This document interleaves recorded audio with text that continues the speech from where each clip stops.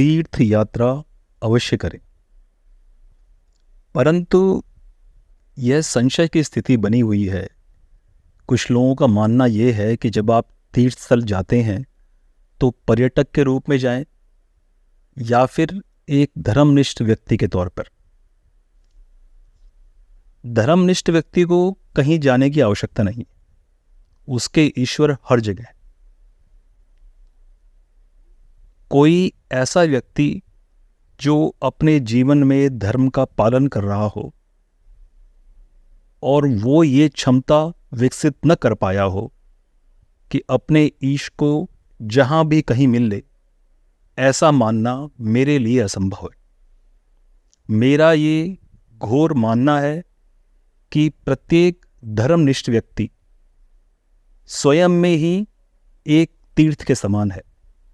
धर्मनिष्ठ की जब हम बात करते हैं, जिसकी निष्ठा धर्म में हो, जो मर्यादापूर्ण जीवन बिता रहा हो, जो अपने समाज के प्रति उत्तरदायित्व निभा रहा हो और जो व्यक्ति कम से कम साधनों में अपने उद्देश्य की पूर्ति करने की क्षमता रखता हो। अब धार्मिक स्थलों पे जाने की एक अच्छी प्रथा चल पड़ी है और बहुत से लोग, जो कुछ तो सो कॉल्ड धर्मगुरु भी हैं, उनको बड़ी चिढ़ मची हुई है। वो कहते हैं कि लोग पर्यटन के तौर पे जाते हैं, बिस्लरी की बोतल लेके जाते हैं, चिप्स के पैकेट छोड़ के आते हैं। अब ये तो हम हर स्थल पे करते हैं, ऐसी तो हमारी आदत ही बनी हुई है। परंतु मेरा यह मानना है कि पर्यटन के तौर पे अगर व्यक्ति जा रहा है तो अच्छा कर रहा है, क्योंकि उसी व्यक्ति को तो आवश्यकता है धर्मस्थल पे जाने की जिसके मन में आस्था थोड़ी कम है,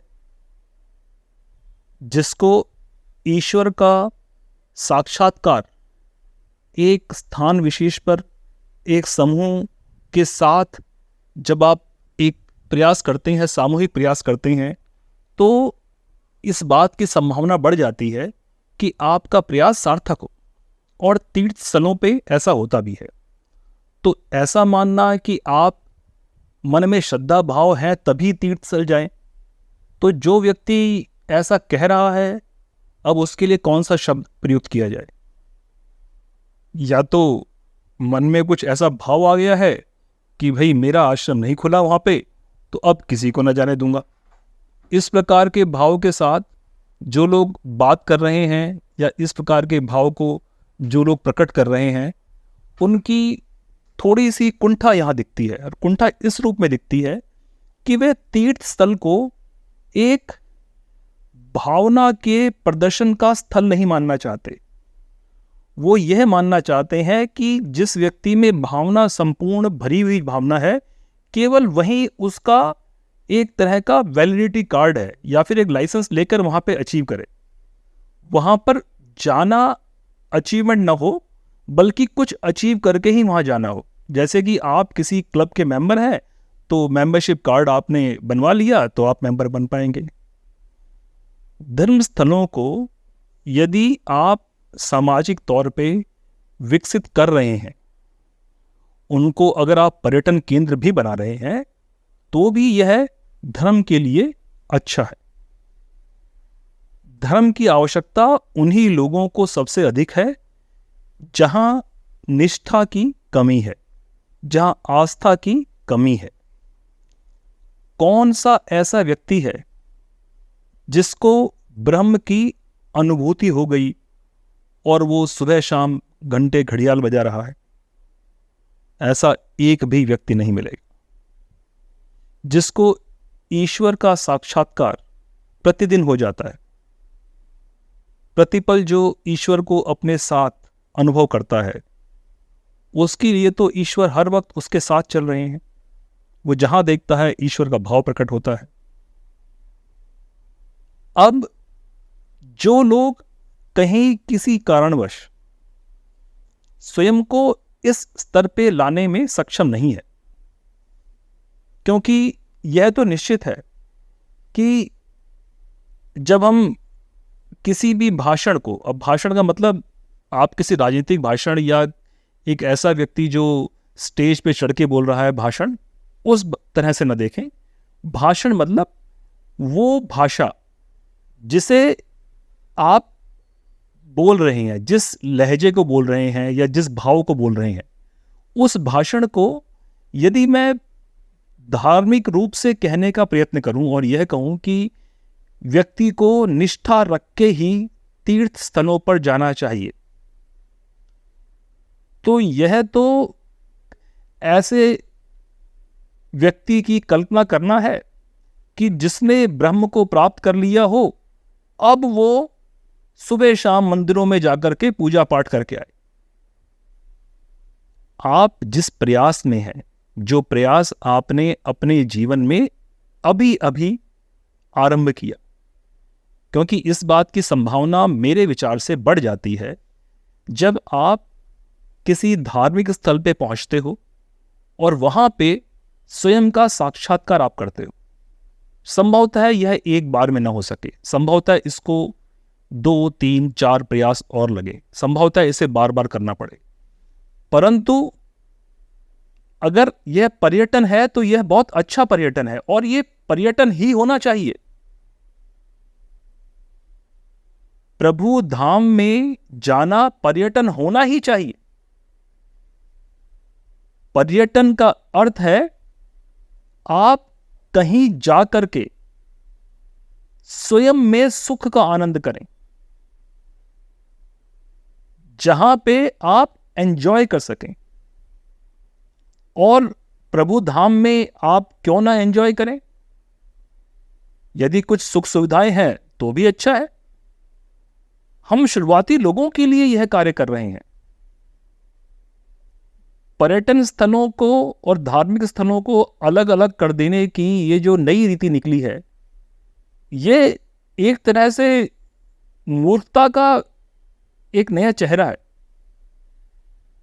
आप यदि किसी व्यक्ति को देखते हैं कि वो सिर्फ घूमने के लिए केदारनाथ चला गया, सिर्फ घूमने के लिए बद्रीनाथ हो आया, गंगोत्री हो आया, या रामेश्वरम चले गए, द्वारिका चले गए, जगन्नाथपुरी चले गए,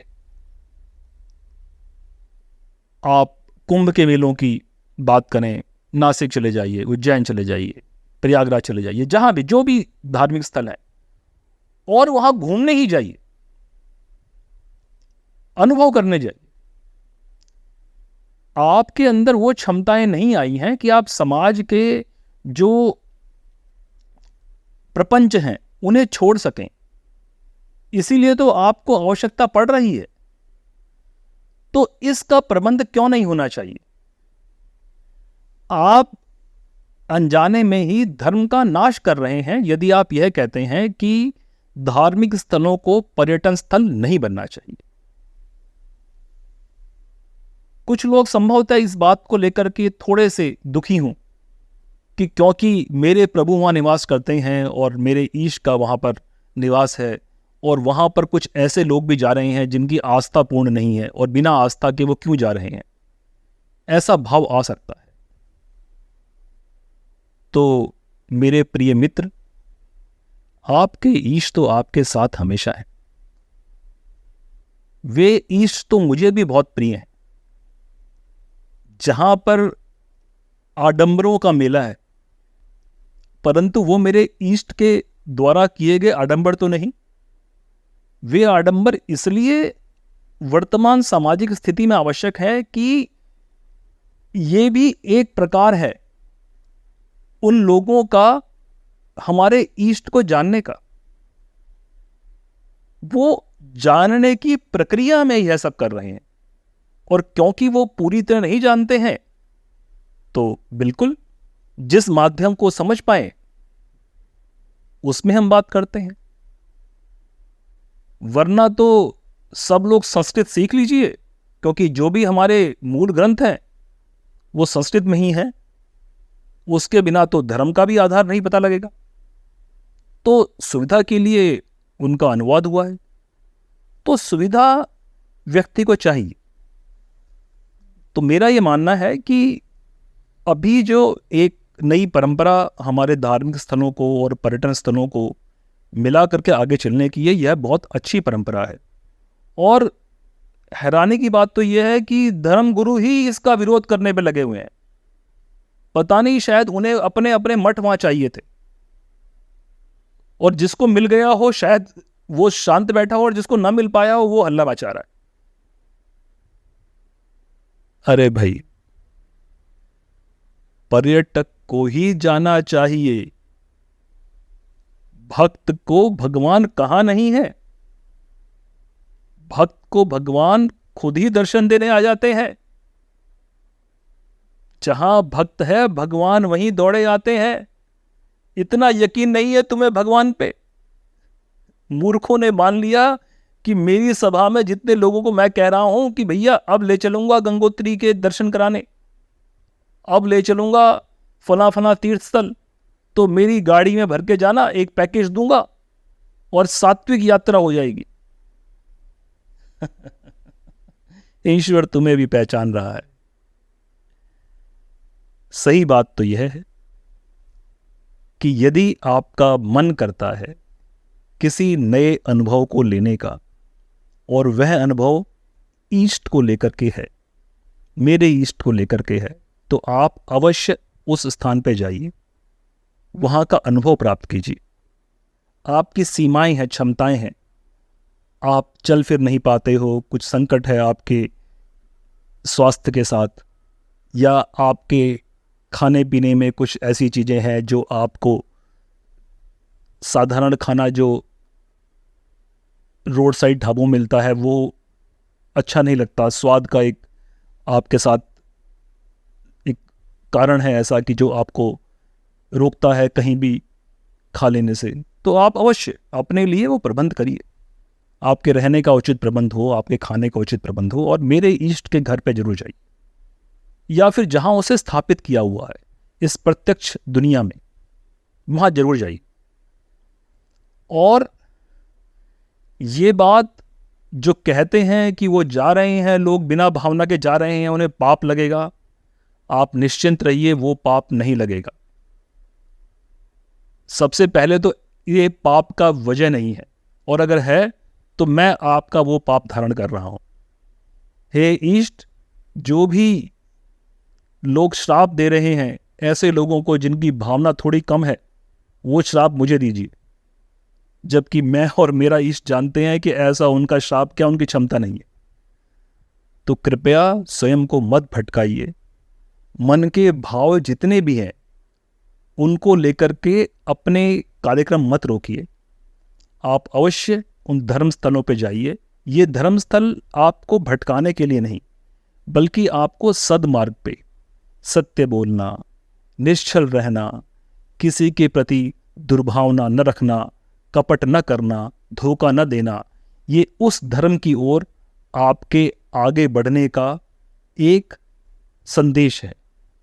इस संदेश का थोड़ा थोड़ा अनुसरण करके आगे बढ़ते जाइए। रहा सवाल गंदगी फैलाने का, तो भाई वो गंदगी तो कहीं ना फैलाइए। कोई भी पानी की बोतल रास्ते में मत फेंकिए, चाहे वो पहाड़ हो, नदी हो, समुद्र हो या सड़क हो। चिप्स के पैकेट मत फेंकिए, चाहे वो पहाड़ हो, नदी हो, समुद्र हो या सड़क हो, गली हो। आपका विद्यालय ही हो, आपका ऑफिस ही हो, वहां पर भी गंदगी मत फैलाइए।